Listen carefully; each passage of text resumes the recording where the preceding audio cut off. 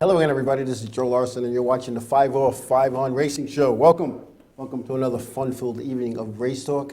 As you can see, I have a couple of guests live in the studio. On my right, it'll be Jimmy Rennick Jr., Super Pro driver. And Jimmy, welcome. Thank you. And on my left, 2013? Yep. A pure stock champion at the Auburndale Speedway in Florida. Welcome. Thank you. Have a nice flight up? Yeah. That was good, right? My pilot took care of you? Yeah. All right. Get rid of the snow. We like to have fun here, so we'll have some fun tonight. So welcome, everybody. I hope everybody up here in the Northeast was able to dig out safely. This storm was kind of wicked up here. I know where I am. I got 24 inches. I don't know about out by you in Queens. You must have got a little bit over 30. Yeah. At JFK. Man, we have no snow all year, and then bam, we get hammered. But that's all right. What are you going to do? It's winter. It snows in the winter. But anyway, a lot of stuff happened in the racing world this past weekend. The NASCAR Hall of Fame enshrinement was completed Saturday as 5 of NASCAR's legends were inducted. Jerry Cook, Bobby Isaac, Terry Labonte, Curtis Turner, and the motorsports entrepreneur Bruton Smith. Jerry Cook won 6 NASCAR modified national championships from 1974 to 1977, and he also garnered 342 wins in 1,474 starts. That's a pretty good record. Bobby Isaacs holds the record of 19 poles, which he earned in 1969. And in 1970, he topped that by winning the championship. Then it was Texas Terry Labonte with 2 championships, his first in 1984, then again back in 1996. He was known as the Iron Man due to his 655 consecutive starts in the Sprint Cup Series. Bruton Smith built Charlotte Motor Speedway in 1970, his first racetrack. And if you watch the show, you talk about how difficult it was, how he had to borrow money from all kinds of people. And then he said, and all of a sudden, the people came knocking on the door. They wanted their money back. They wanted to be paid. And how he got through that. He was the first motorsports company to be in the New York Stock Exchange with Speedway Motorsports Incorporated. And if you can go back and look at it, the speech that he went on and on and on, and they asked him a couple of times to shorten it up, and he wasn't going to do that, but that's Bruton Smith way. He does it his way. Curtis Turner, he was nicknamed the Babe Ruth of stock car racing. He was the only driver in the Sprint Cup Series history to win 2 consecutive races from the pole. His life was cut short, dying at 45 years old, but as his wife said, he died doing what he loved to do, and that was race. Yes, what else is going on? A little controversy. What would be 5 Off 5 On without a little bit?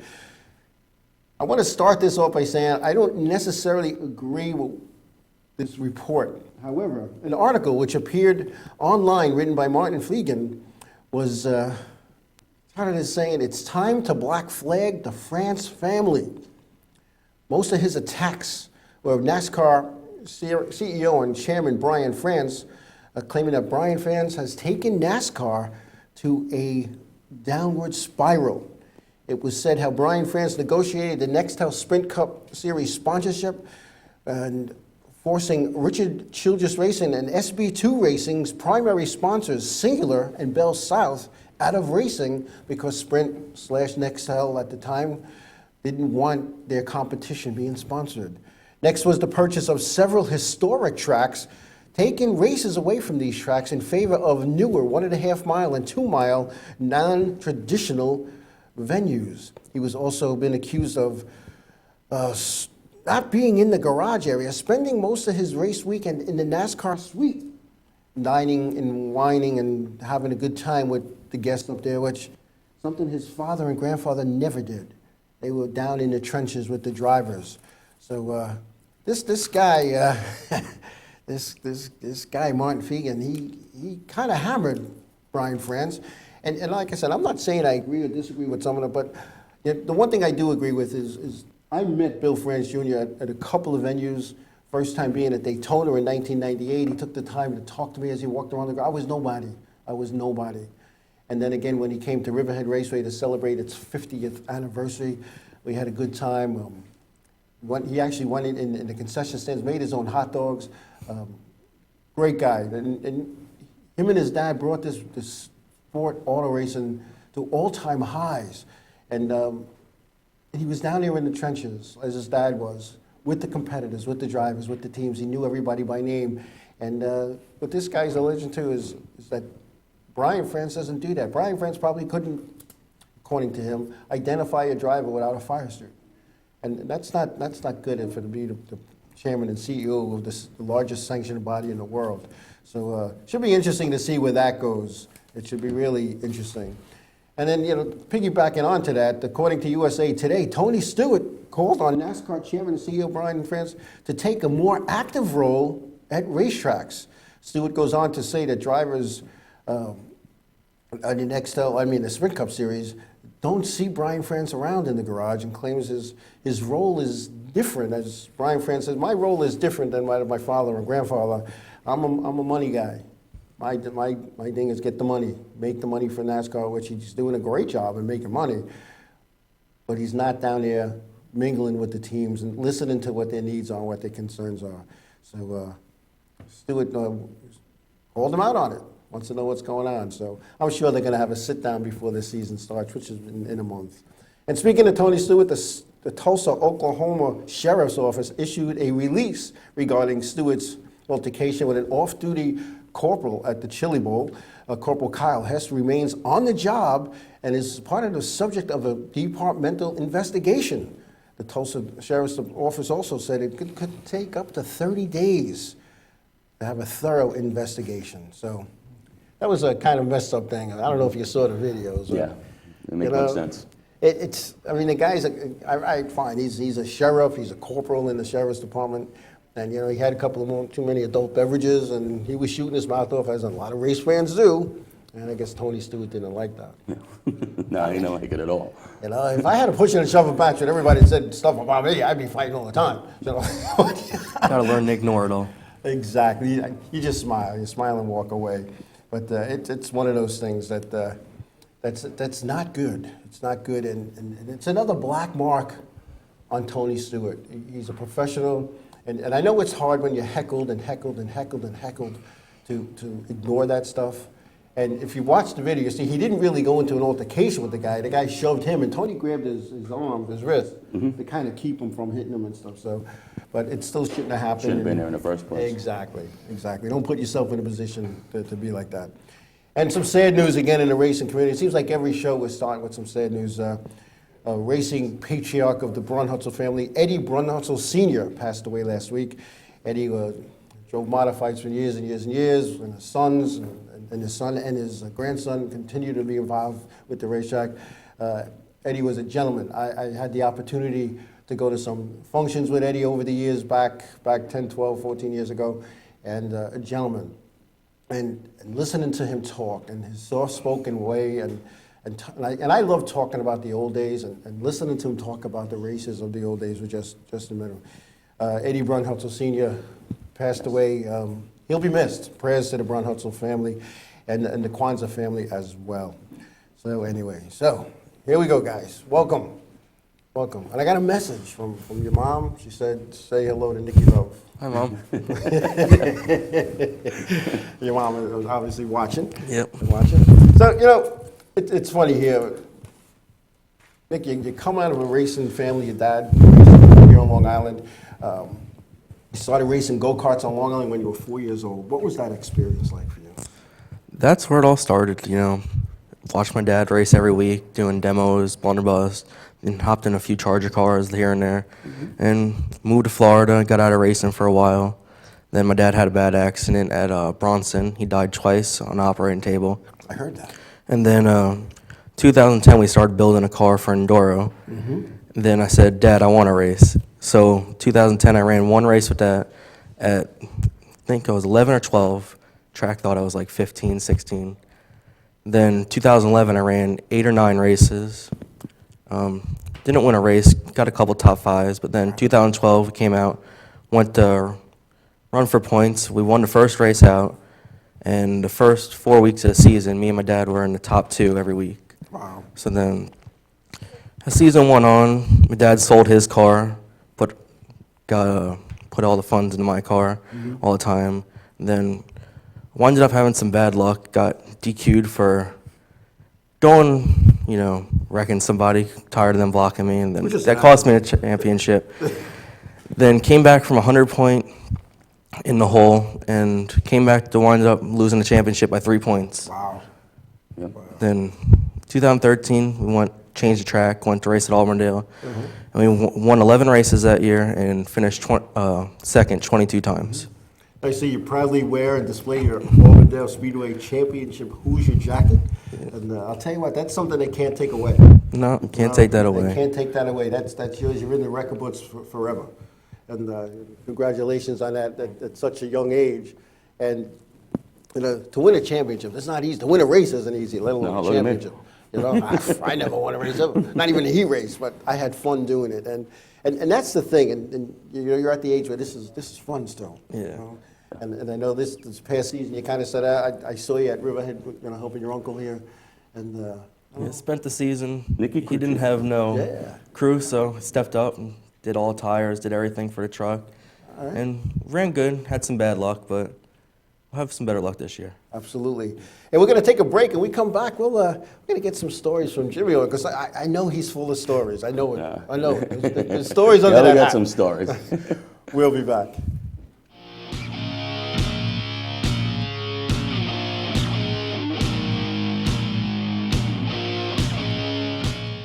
Hey, this is Chris Les Jake, and if Inravio.com spots you at an event wearing this bracelet, they will give you $100.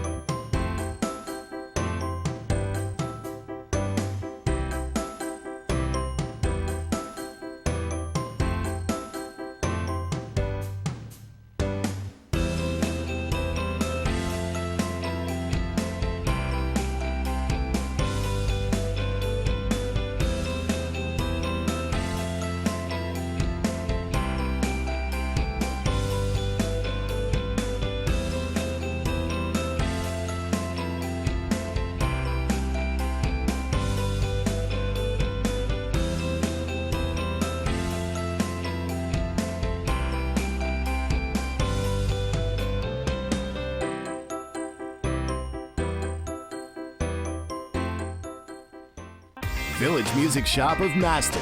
1-800-HEY-DUDE, your full-service store with personalized attention, school band instrument rentals and sales, music instruction on all instruments for all styles and age groups, for guitars, drums, amplifiers, PA systems, and accessories. It's Village Music Shop, 1495 Montauk Highway in Mastic. Call 1-800-HEY-DUDE or go to villagemusicshop.com. Hey, I'm Raul Panther. And I'm Commander B. Hawkins. And I'm Russ Weller. We're some of the proto men. If we see you without this bracelet, you're punching the But if you have this bracelet from Inravio.com, you can win $100. Put one of these on, or else.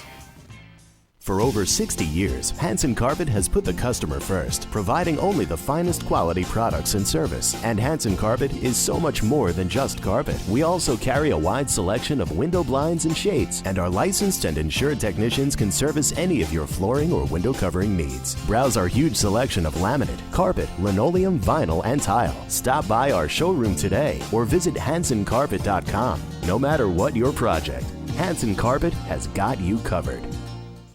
The world of advertising has changed. Radio, TV, and newspaper revenues have declined drastically. Why? Because businesses have realized that advertising return on investment isn't what it used to be. So what can we do about it? Well, that's easy. Advertise online. Own a local restaurant, real estate agency, or even a national retail chain? Whatever your business, Inravio can get your message out there. And we can do it at a fraction of the cost. Call today and see the difference for yourself. This isn't TV. This isn't radio. This is Inravio.com.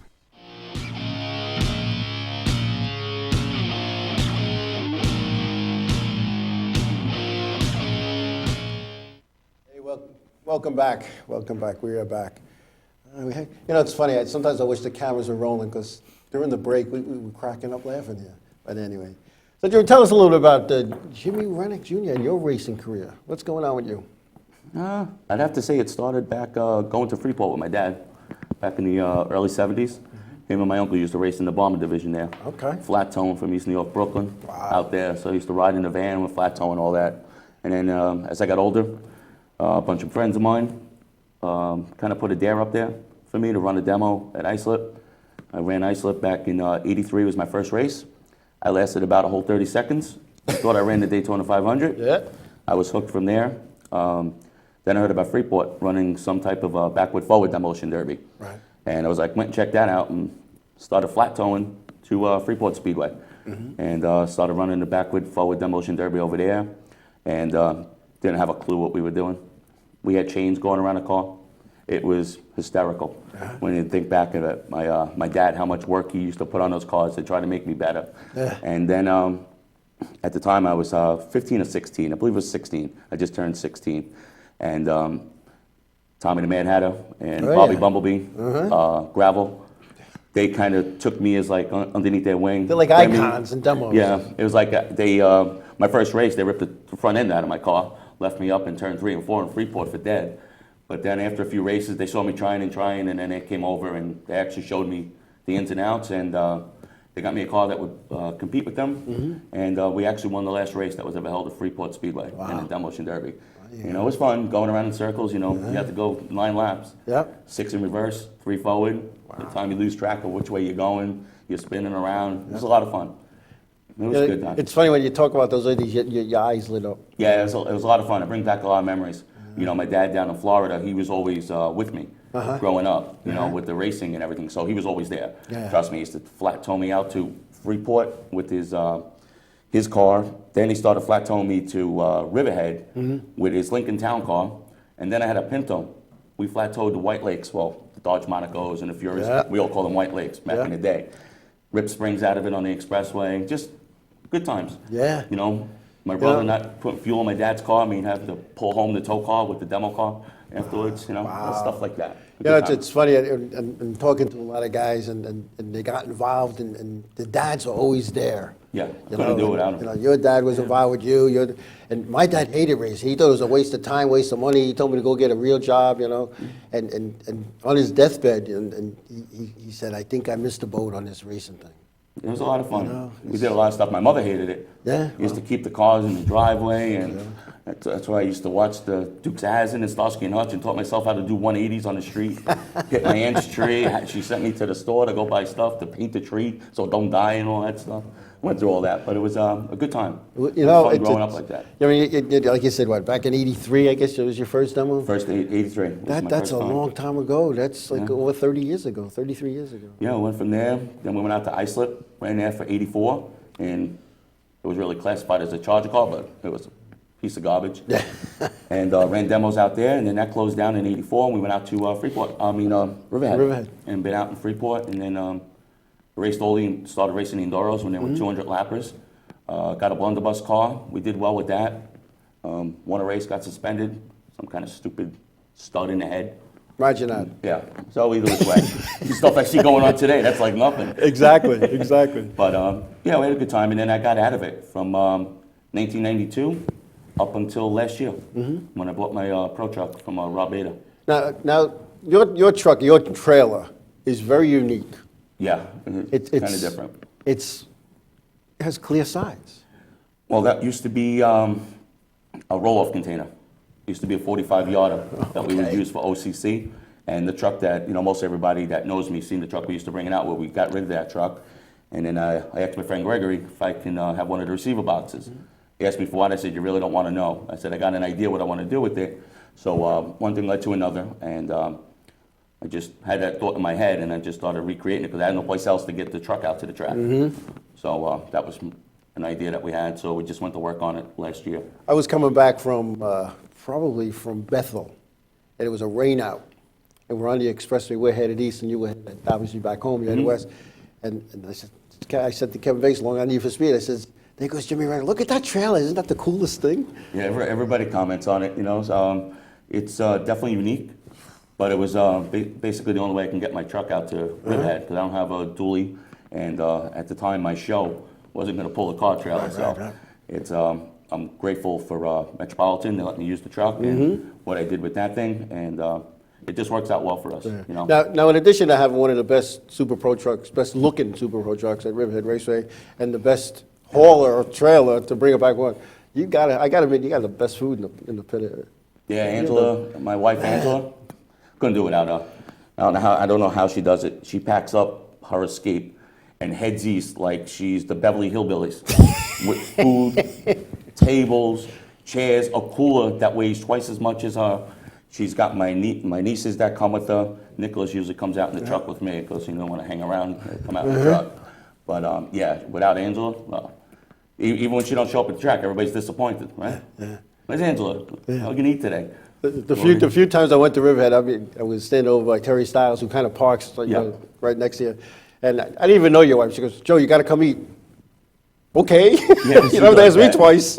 Yeah, Terry said a few comments about it, and Peter Milano and all that. But yeah, we usually pit with Mike Albacini. Yep. Bobby Gardner came back to do a racing, so it was the three of us over there. But the whole crew with Bill Kipp, Eddie Carroll, and Mike Albacini and his crew, and all of us. And it's a good time. It's fun. It's what makes it.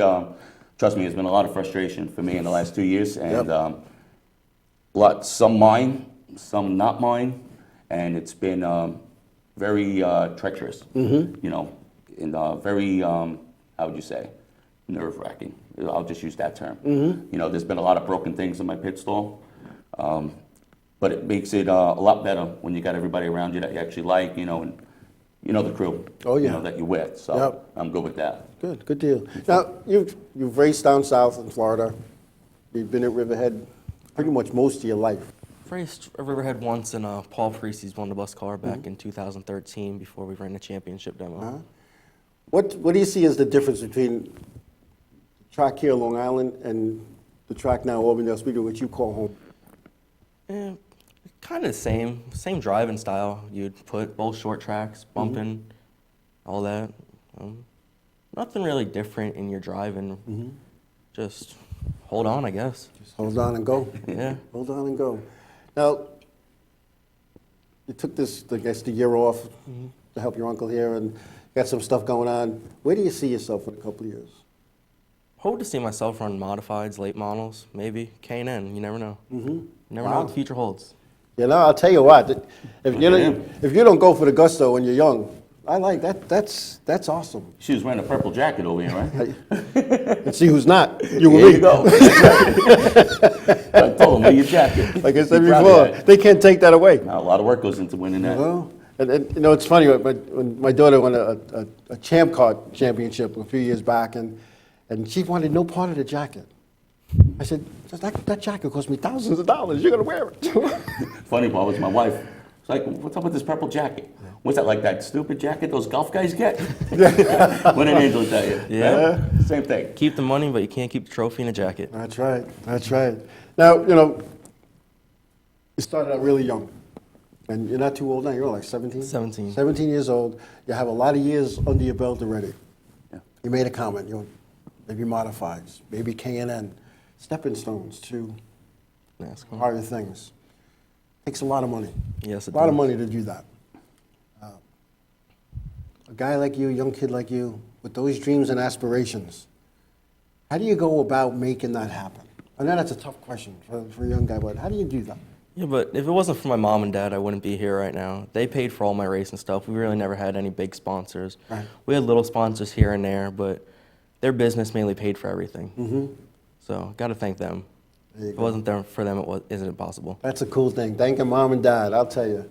You can't forget mom and dad. And even you, They're in the front of my truck now. there you go. Same place there. All the certain names go in certain places on every race car. Yeah. That's it. There's no ifs, ands, or buts about it. Can't keep them on the front of truck gets mine. loaded. Wouldn't be there by the end of the race. It's funny. I'm a writer, and my grandfather, to me, he was my hero. He took me to my first race. He used to fight with my dad on a Saturday afternoon to bring me to the races. Sometimes my dad would give in, sometimes he wouldn't. And in all my book covers, there's a shadow. And the view from the ramp, which I have a copy for you.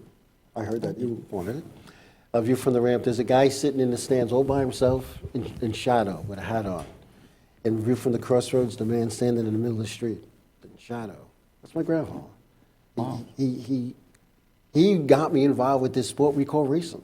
And, you know, and my mom and dad hated that. They hated that. And there were battles in my house over that, you know. But when I look back, I'll never trade those days for $1 million. No, I just, like I said before, my father is one that did it all, and then my mom, she used to just complain because everything looked dirty. And we were like, what are you talking about? It looks fine. We could cover cars and do all this stuff. And, you know, but yeah, without them, you know, without my dad, it would have never, Right. you know. Yeah. There would never been nobody there. Because, you know, it's a different time back then. You know, it's not like it's 100 years, but it's quite a few years ago. It's like 33 years now, I think it was. Yeah. So it's quite a while. That's A like lot a of things have lifetime. changed. Yeah, a lot of That's things 2 have- lifetimes for you. Yeah, that it is. Yeah, he doesn't know what it's like. No. You have no idea. Yeah, you'll learn. You know, in racing, you said sometimes it's frustrating, it's rewarding. You know, as an older person who runs a business, you understand those frustrations, and you seem to know how to deal with that. It depends on who you ask with that one. It really does. You know, and I've seen you go out and run a Riverhead and have a decent finish and have not so decent finish. And you come into your pit area and you get out of your truck, you still have the same demeanor. I try to. I try to. That comes with, I guess, if we want to call it maturity, getting older. But to be honest with you, I'm never going to grow up. No. It's just something that's, you know, that's not in me. No. I have too much fun doing this stupid stuff. Then, you know, with the pro truck, having him around now, helping out with it, and you know, just having fun with it. But what do they say, the difference between men and boys are the price of the toys? Basically, Yeah. this thing costs a fortune. Yeah. And then how do you Sure. deal with that as a young guy who's, and I don't mean this in a bad way, whose maturity levels, you're still a kid. How do you deal with those highs and lows that racing sometimes gives you? Well, when I first started racing, I used to get mad, throw things and everything, you know. And that always fixes things, right? Yeah. But then No. last You don't have to year, pay for it. That's why. 2014, when started venturing out to other tracks, I had some bad luck. Got kicked out of the track twice for wrecking my old car that I won a championship with. Okay. We built a new car, and the guy that brought the car, he won the first 2 races of the season with the old car. Then we came out with the new car, we won the next 2, and he finished second to us. I guess he didn't like that, so he started wrecking us, spinning us, and everything. So one night, he started on the pole in the heat race, I started third. I got up to his outside, he spun me. We both got sent to the rear, and then going in the one, I just never lifted. The flag man came off the flag stand trying to black flag me. Came with the wrecker on the track. Just wouldn't get off. Then before I got off the track, I took the nose off his car. And what'd you learn by that? Learned that they won't mess with you, you know. You're a young kid in the sport, so they think they can have one over on you. I love it. You just got to prove yourself and say, I'm not going to take any of their crap. You know, back when I started playing in figure eight, when I would do figure eights in the 70s, I never qualified, ever. And Andy Rohde, who was one of the top guys, for whatever reason, he used me as the cue ball. You know, like, he always pushed me out of the way, wrecked me, and I thought, okay, you know, I'm a kid, I was in his way, and then after the third one, I'm like annoyed. And I started 33rd in the Consi, taking 2. A lot of cars back then. Oh, yeah. 33rd. And I'm cruising around, and starting in the front row is Andy Rohde, so I'm going to settle up. Sometime in this 10-lap Consi. And I'm just cruising along, you know, because I know there's no way I'm going to go from 33rd to 2nd. And I see in the mirror, here he comes. And I sent him into the wall a ton. He never touched me after that. So what you're saying is sometimes you got to take the punishment sometimes. But like you Wish said, I could say that guy never touched me again. Yeah. I was leading the race, and then he wrecked me, put me in the Wrecked wall. again? That worked out well. You know, that's the guy that you're going to have to sit down one day and then have a chat, to have a cup of coffee or beer, whatever you do at 17 years old. Because I had the same thing with Kenny Hyde Sr. Let him rest in peace. I'll tell you what. We wrecked each other week after week, fighting, this and that, and all kinds of stuff. And when I had my bad wreck in '96, the first guy that came to my house was Kenny Hyde Sr. And, you know, he didn't come in. He stood by the front door because I was on the couch. I was, I broke my back, my foot's hanging off. And he goes, I just want to make sure you're all right, see if you need anything. We became good friends after that. So it took something to bring us together, because we used to wreck each other. We wrecking each other 3/4 of the field one night. They wanted to ban us for life, NASCAR. That'll do it. Jerry Cook even called screaming at me like I was an idiot. And I was an idiot. And the hardest part, they ended up being suspended for like 2 or 3 weeks. The hardest part of that, we had to sit in the stands with our little kids while our wives were in the pits having a good time. It was the worst thing. That's the weird thing about racing, away from other sports. Your enemies are always the first ones there for you. Yeah.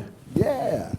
Anyway, we're going to take a break. When we come back, we have an interview that we did upstate, one of our travels, Brian DeFebo, when we come back.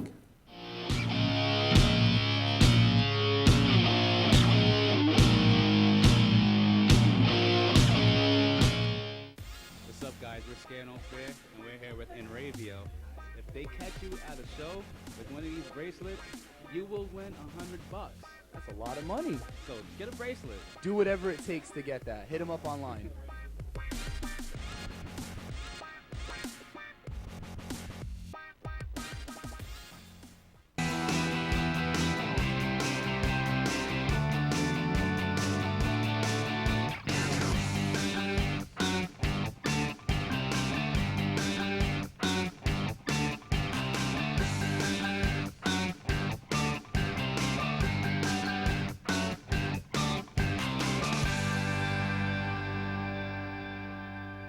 The world of advertising has changed. Radio, TV, and newspaper revenues have declined drastically. Why? Because businesses have realized that advertising return on investment isn't what it used to be. So what can we do about it? Well, that's easy. Advertise online. Own a local restaurant, real estate agency, or even a national retail chain? Whatever your business, Inravio can get your message out there, and we can do it at a fraction of the cost. Call today and see the difference for yourself. This isn't TV. This isn't radio. This is Inravio.com. It's always been important to us to have music a part of our lives, part of our children's lives. At Village Music Shop, Bonnie and Chuck have not only made it possible for our kids to learn and understand and read music and enjoy playing a musical instrument, but they've also made it fun. I really like coming here. I like coming to Village Music because everybody here is nice. And they've inspired some creativity and imagination and taught them discipline. And along the way, they've gotten some self-confidence, really been like a part of our family. Hey, I'm Raul Panther. And I'm Commander B. Hawkins. And I'm Rich Weller. We're some of the proto men. If we see you without this bracelet, you get punched in the But if you have this bracelet from Inravio.com, you can win $100. Put one of these on, or else. For over 60 years, Hanson Carpet has put the customer first, providing only the finest quality products and service. And Hanson Carpet is so much more than just carpet. We also carry a wide selection of window blinds and shades, and our licensed and insured technicians can service any of your flooring or window covering needs. Browse our huge selection of laminate, carpet, linoleum, vinyl, and tile. Stop by our showroom today or visit HansonCarpet.com. No matter what your project, Hanson Carpet has got you covered.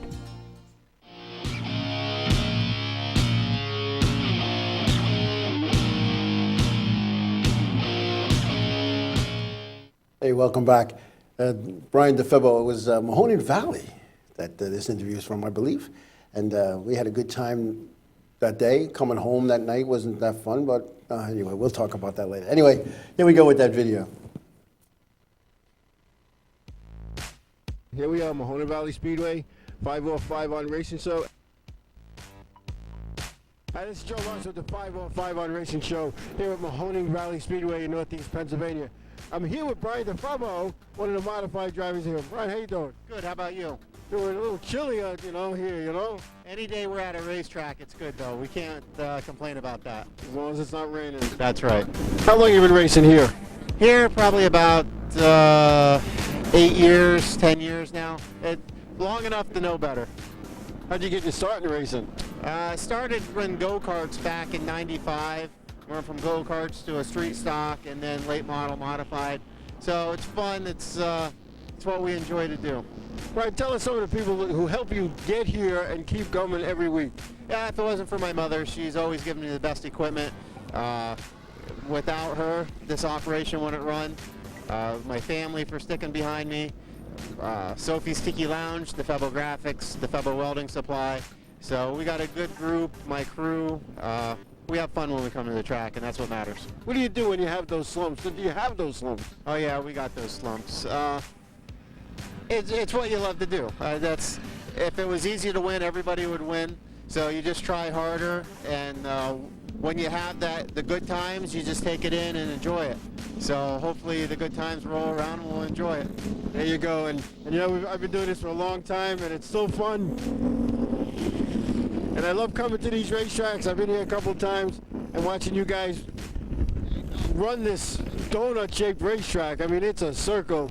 There's really no straightaway. It's just amazing, and I give you guys a lot of credit for making it happen. Yeah, thank you very much.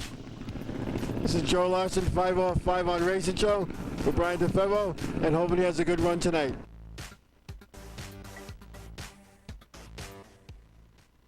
Track's incredible, huh? It's a circle. Circle is right. It's a circle. Arms got to be hurting after racing there. Man, I mean, you're on the gas and doing this the whole time, you know? You got to be in shape to run that place. I've never seen that place. Yeah, first time I went there, I was like, huh? Yeah, I've never seen it before. Yeah. First time. The late W.J. Walter Johnson, he took me there. He convinced me to go there one night, and I was like, I don't want to go to this place. And looking back, I'm glad that I did. I had a great time, met some good people, and a lot of good experiences. And just sitting there, it was like one of the first times I went to a track in like 30 years that I wasn't wrenching a car, driving a car, or officiating, and I got to sit back and be a fan. It's a lot you know? different. What a when difference! you're doing that. What a difference! No problems there. And it was funny. It was around October. It was like the middle of October, and Kevin Bass, Long Island for Speed, were leaving, and like it was cold. The pond froze solid. That was out by the picket sign. And there was all these pumpkins outside, and they weren't going to use them. And Kevin goes, "Can I have those pumpkins?" He goes, "Oh, I don't know. You got to ask the owner." So he goes and asks the owner. Goes, "Yeah, take what you want." We loaded up his car with these pumpkins for some function, a Halloween party was out. Well, you know, we have fun wherever we go. Wherever we go, and they take good care of us. All these racetracks, you know, New Egypt, Mahoning Valley, Mountain, which is now Evergreen, Bethel, Wall. They take really good care of us. Orange County Speedway is like it's our home away from home. I can go there with just no money, nothing. They tell us your money's no good here. Yeah. You know, they feed us, give us drinks, and I'm not really a drinker, but you know, they just kept buying us drinks at the 31st lap. You know, so it's pretty interesting when you do that. When you go into a racetrack and you're treated with respect, and that's big. And you know, they have me in the announcer's booth. They drive me around on a golf cart. I mean, they introduce me at driver meetings. You know, Kevin's there with the camera, filming everything. You know, they gave him a perch.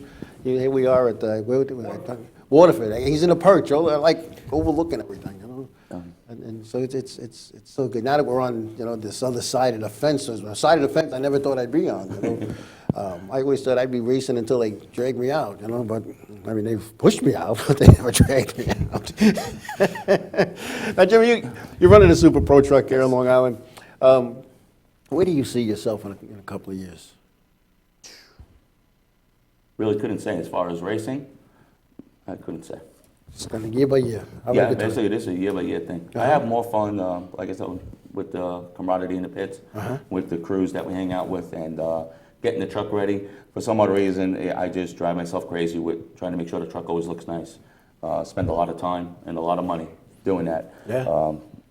People don't realize how much time and money it takes to try to keep it up for the most part. But I enjoy that. I like a couple things in life I always go by. To me, image is everything, and you only get one chance to make a first impression. And truthfully, the smaller your circle, the wider the vision. So basically, you know, I don't know. That's deep. Yeah, listen, you know, been around the block a few times. Yeah, but we have the same philosophy. That's kind of funny. For the most part, but yeah, as far as racing, you know, I'm not done with it yet, or else I throw Nicolas in the truck and say, go get it. You know, I'm not done with it yet. I've stayed away for a lot of years, you know, so I'm not at that point where I can just say, okay, Nicolas, you know, go out there, go do it. It's just not at that point yet. Yeah. You know, maybe 6 months from now, in the middle of the season, I may go, here you go, Nick, take the truck. Yeah. You know, and I wish I had another ride to get him out there, because if I can get him a ride, you know, to put him out there and try and look for sponsorship monies, you know, the tires and, you know, just everything involved with it. You know, the money you go through on one Saturday night, you know, people look at you that aren't involved in this sport, and like, you spent what? you're looking over $1,000 every Saturday night to get this truck out on the track. By the time I get my pit crew into the pits, by the time Angela buys all the food, by the time you buy tires for the damn thing, by the time you buy fuel, and then you got to buy more tires because it's just, well, we're not getting into that. But either which way, you just keep spending and spending, and like I said, it's rewarding, it's fun. I look forward to the banquet, the luncheon next weekend. After the season we blew our engine in the beginning of the year, so I kind of missed like 3 weeks between the engine blowing up in the race and not being there, and we were able to claw our way back to 5th place in the points. So to me, that was a bright side after being like we were down and out. I mean, there's not 100 trucks in the field. I get that, but it meant something to us. Absolutely. The bottom line is when they print out the finish, there it is. Yeah. There's no need for an explanation. Yeah. Now, Jimmy just said that there was an opportunity. He put you in that truck. How do you feel about that? That would mean a lot to me. Like, he has the confidence of me driving his truck, not that just put anybody in it. Like, say, he'll go find somebody that's more experienced, like a Tommy Rogers, that he has confidence in me being half the age of mainly everybody out there. Don't rub it in. A third age. But it means a lot. It does. And I'll tell you what, that's a credit to you, that you've proven yourself. I mean, you're down and over there. You're not racing with kids. You're racing with guys that are old enough probably to be your grandfather. Yeah. With a lot more experience, and you're a champion. And that's no easy task. I've been involved with champion teams, not as a driver, but as a crew guy and crew chief. And I'll tell you what, there's a lot of work that went into that. A lot of nights in the shop, a lot of stuff in the pits. See, I don't like doing that stuff. Yeah, me neither. I hate it. I tell you, I have Wreck your people. car in the heat race, have to fix it for the feature. It's funny. Back in the day, my partner at the time, a girlfriend, she couldn't understand why it took all week to fix it in the shop, but if it wrecked after practice, yeah, it's done now. It was done. And I tried to explain there's a lot more hands. It a lot goes more, back to what we talked about earlier. Everybody comes over and helps. Yep, the parts truck is right there. I don't have to send somebody to Oval Speed and then it's fees. Yeah, I just said the young kids run into Dennis. Run up the pits. They're younger. They can run faster. When you look at that, and I'll tell you what, the people that help you. And Brian Cicella drove my figure eight car. He was battling for Rookie of the Year, which in the figure eight's the safer club. That's a nice check and a nice trophy. And the second to last night of the season, he destroyed the car. Destroyed it. We're done. I'm traveling the country with the Tour and the K&N series. I don't got time to fix this thing. And the guy he was competing with for Rookie of the Year came and helped. Guy goes, I want to beat you on the racetrack, not this way. And we ended up getting it, thank God. It's true. Come across guys like that. Yeah, like even with my pro truck. We tried a couple setups. It just wasn't working for me, and I took it over to Bobby Gardner and had him do some setup work on it. Because I've been at it for so long, and everything I raced was never, like a setup car. Right. I ran Enduros, driving around the track sideways in antifreeze in the rain and whatever, in 200 laps. You play with air pressure and go. Yeah, put a rag in my shock, thinking who we were, Yeah. But we were able to get some setup work in it, and I said to Bobby, I said, what are you gonna do to my truck over here? Yeah. You come back over here, and now, what are you gonna do to mine? He says, I'm gonna beat you on the racetrack. I want to race with you. There you go. Yep. He says, you're my customer, but I'm gonna give you what I got. But I'm not gonna do it that way. We're gonna race together on the racetrack. That's what I get out of it. So. And it's funny. It's in this sport. It's not all give and take. And the nostalgia guys, the old timers, came out to Long Island and did some stuff. And on behalf of those guys, I want to thank you for your contribution to get those guys out, because those guys just raced for a trophy, and you helping them out. That was awesome. Yeah, I was asked by Kevin that time to help out with if I could. And I was able to help out a little bit, and I'm glad it made a difference. Made a friend with Rob Barker, and it was honored to be able to help out. Absolutely. It's a good cause. And again, our great appreciation. I'm just started getting involved with the nostalgia groups, the Garden State Vintage Club, near the New England Auto Racing, and there was this and Star. Yeah, we're in a nice We had a nice turnout at Old Timers Day Mm-hmm. this year over at Riverhead. There was a lot of nice cars. All right. I think it was what Ryan Priest was tearing up the track. Yeah. And one of those old ones. Yeah. Timmy Him and, Salamino, too. Timmy Salamino. I was there that day. Those kids were Wow. turning up the track with those things. But it looked good. It's amazing how much technology has advanced over the years in Yep. racing. Yeah. It was nice to see them, though. A lot of them in the pits. It was cool. No, we're going to take a break. When we come back, we have an announcement, the Salicardi Jr., and some other things that we'll be talking about when we come back.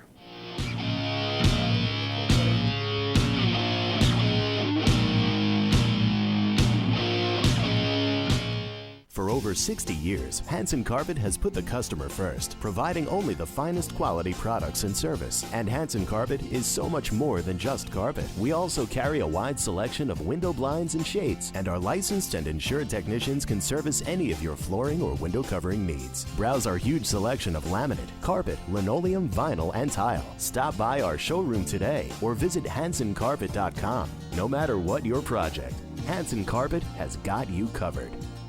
Hey, this is Chris Les Jake, and if Inravio.com spots you at an event wearing this bracelet, they will give you $100. What's up, guys? We're Scano Fair, and we're here with Inravio. If they catch you at a show with one of these bracelets, you will win $100. That's a lot of money. So get a bracelet. Do whatever it takes to get that. Hit them up online.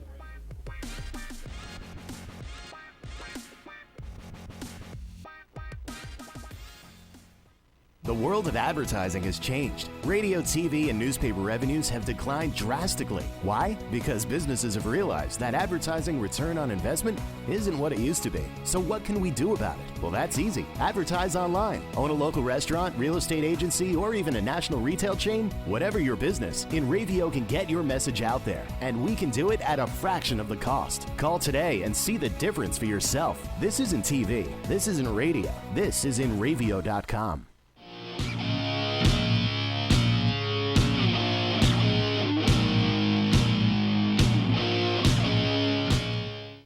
Hey, welcome back. Welcome back. Salicardi Jr., whose dad, right before he passed away, was a calling guest on our show.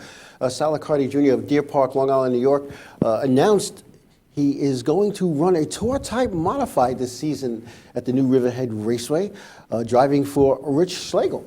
So Sal's been out of racing for a couple of years, and he's involved with Project Modified, putting a vintage car back, the Maynard Troyer Pinto. And it was a tribute car to Maynard Troyer and his dad, Salicardi Sr. So we wish Salicardi Jr. Luck this season. We wish him well. And he's going to be a force to be reckoned with at the new Riverhead Raceway. Also, David Reagan has landed a ride with BK Racing for the 2016 Sprint Cup Series season. Reagan will drive the number 23 Toyota. So that's a good deal for David Reagan. Getting a ride. It's tough to get these rides today. Yes, it's tough to get these rides. Guys, I'll tell you what, I know you guys came from a long way. A pilot had to go get you down in Florida, and you brought them out here. So,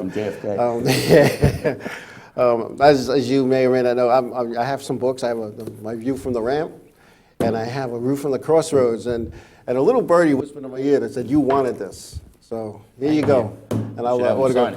And I will. And Jimmy. This is for you. So the guy with the purple jacket gets the hardcover. Yeah. Well, like I was saying, there's my man in shadow. That's my pop, man. My grandfather was there for me my whole life from day one, and he's gone 20 years already, and I miss him. I miss my grandmother. He was my racing buddy, and I'll tell you a quick story. One day I was staying at my grandparents, and I stayed with my grandparents a lot. It was a Saturday night. We're going to go to ISO Speedway. My grandfather gets his, he always wore a flannel shirt because it got cold. He put his flannel shirt on, he's putting on his shoes, and he goes to my grandmother, "I need $20. That was like $3.75 to get in, and kids were like $1. So I was like, I don't know, 11. So my grandma goes, "For what?" "Go to races." My grandma goes, "You want to go to the races? You pay. You don't have any money. So how's your problem?" And he gets all mad, he's yelling and screaming. You know how the old people are, And he storms out of the house, and he gets halfway down the sidewalk, and he goes, "You coming?" "All right." And I get in the car all the way there. I'm like 11. I'm like sitting there like, he has no money. How are we getting in? So we get to the gate, and you had to pay $0.25 to park. So my grandfather says, "There's $0.25 on the floor. Pay the guy." I'm like, "Oh, man, we're scraping quarters to park." We get to the ticket window, and out comes his wallet. He starts going through his wallet, goes through the pictures. It's a $100 bill folded up real small. He goes, don't tell your grandmother. And we got into the races. And those are the things you remember. I may not remember who was racing and what they did, but I remember those times that I spent. And I'm sure you have some good memories with your mom and dad racing, and you started right off from that. My dad. Yep. And Freeport days. Running into the pits where you weren't allowed with the dirt steps. Going down by the concession stand over there. It's just incredible. That's what it's all about. And whether you race, there's friends of mine, they go golfing with their dads. Friends of mine, they go fishing with their dads. They go hunting with their dads. We race. And that's what we do. And it's the same thing. It's the same passion. And the passion that we have for the sport that we call racing. I'll tell you what, I look back, there's a lot of things I would change in my life if I could redo it, but I'd still go racing. Be a nicer hauler. Yeah. A nice enclosed thing, so we have air conditioning and heat and all that stuff. Get one of the nice total homes. The total home, a couple $100,000, we work that out. Right? But it's, when you look back on that, and you look about how you progress, look about how you, from demolition derbies, now to having, and I'm going to say this, not because you're sitting here, because I believe it, one of the best looking trucks at the racetrack. Thank you. And then Got a little bit more to make her perform as good as she looks. I mean, I've watched you get all tore up, all bent, and the next week it's back like it's brand spanking new. Yeah. That takes a lot of work. I take a lot of responsibility on, maybe too much, because we're local short track Saturday night racing. My view is, like I told you before, image is everything. So I created the website for the race team. I have a Facebook page for the race team. Yep. I have all my sponsors there. I have links to their websites. I have all that stuff. And in order to go and get funding and stuff, even though I'm pretty much set with my sponsors, I had Jeff Gravitt make me up a brochure to go and hand out. Because listen, you look like a moron if you go to somebody, hey, you want to sponsor my race car? It don't work like that. Right. And nobody's going to give you nothing. So basically, I feel like you need to present yourself in a professional way. I need to represent my sponsors in a professional way. And my Sonny's Collision, who is Jimmy's my main sponsor for Sonny's Collision, is body shop. My truck can't be out there with fenders hanging off unless it's a purpose. And that's my philosophy with it. So yeah, I do spend a lot of time. Who else helps you out besides Sonny's? Sonny's Collision Specialist, by far, couldn't do it without them. Then you have Metropolitan Recycling for the roll-off and the hauler and where she's stored right now in the heated garage hanging out there. You got Richie Carmen, United Exhaust. Yep. Richie did a lot of work for me last year, and can't thank him enough. I have Grade A Petroleum for the oils and stuff. Gabrielle Truck Sales, technically, and Superior Distributors out of New Jersey. They're responsible for like the winches and all the lighting on the hauler, the way it's lit up and all that, and just a lot of stuff there. But definitely Sonny's Collision and Metropolitan Recycling. Couldn't do it without. Excellent. Your mom and dad, the business, they helped you out. Who were some of the other people that helped you out? We had Brooksville Transmission, rebuild all our transmissions for free. We had Jay's Auto Salvage, just walk into the yard, get whatever we need, control arms, anything, transmission cases. But other than that, we really never had no other sponsors. Really relied on my mom and dad to do it. Mom and dad. And there's one I forgot, and I can't believe I forgot it. Richie Giordano from G-Force. G-Force, Yeah, Richie did a lot of work to help me out last year to get that truck onto the track for the first time. And sorry, Rich, if you're listening, but I didn't forget you. That's right. That's right. And in this business, it's so expensive, and you can't do it without help from somebody. Yeah. And I was always blessed. I always had a lot of good sponsorship, but I don't always run good. And guys who drove for me, ran okay. We weren't champions. We weren't winning races, but we presented ourselves for and to our sponsors in such a professional way to come back. And like you said earlier, it's all about the image, and it's all about, you don't get a second chance to make that first impression. No, you don't. That's why Friday nights, they're washing everything. Friday nights, I tell you, they curse. My brother-in-law Eugene, he came up, he's like, what are you doing? I said, we got to wash the racetrack now. The roll-off just got washed, now everything else got to get washed. And he's like, you're out of your mind. I said, no, it's not. This stuff's got to leave there clean. That's why I hate when Roger pulls in the pits, flying through the dirt, Roger. dust all over the place. Gotta come in, he's gotta spin the tires, lock up the brakes, always Roger. He just thought Always, that's fun. yeah, probably. He probably knows it aggravates me. He's laughing now. Does it all Watch. the time, right, Raj? He's laughing. Hi, Raj. And you know, and image is a big thing. And I can remember I going to a sponsor one time, and I had a brand new driver who never really drove at a big track before, you know, full-size race cars. And we sat there, and I sat there and explained to them what I was going to do for them. Right. I wasn't asking them what they were going to, you know, do for me. This is what I'm going to do for you. And it turned out to be a long-term thing, and I have sponsors that go back 20 years.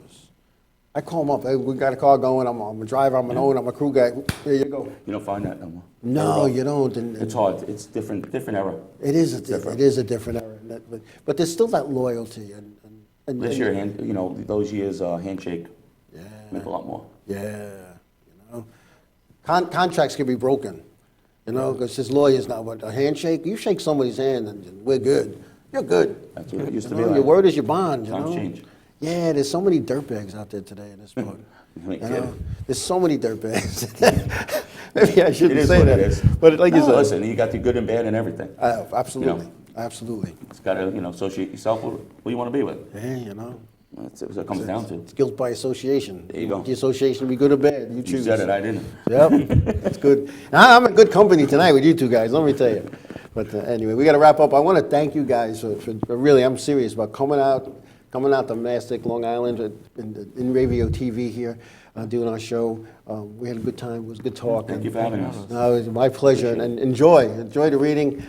Fictional stories. Just looking at it on the way home. You know, and yeah, I mean, I'll tell the pilot to keep the lights on for you. Right? I know you got to be but it's good, and I appreciate that. Yes. But anyway, those of you who were out there, we couldn't see the chat tonight. It wasn't an us issue. It was an issue with the carrier. But sorry we couldn't chat back. But I hope you guys and gals out there enjoyed this show tonight, because I know we did. We had a good time doing it. Most definitely. And I'd like to have you guys come back again. And Sure.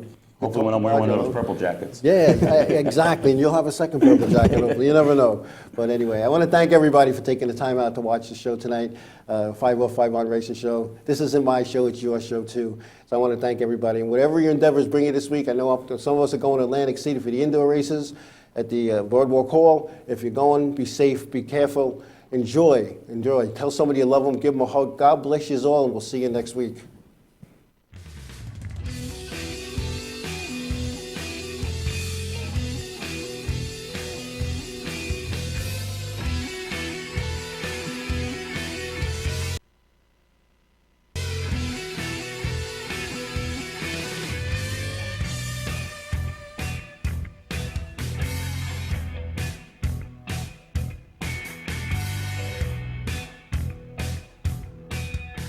Inravio.com.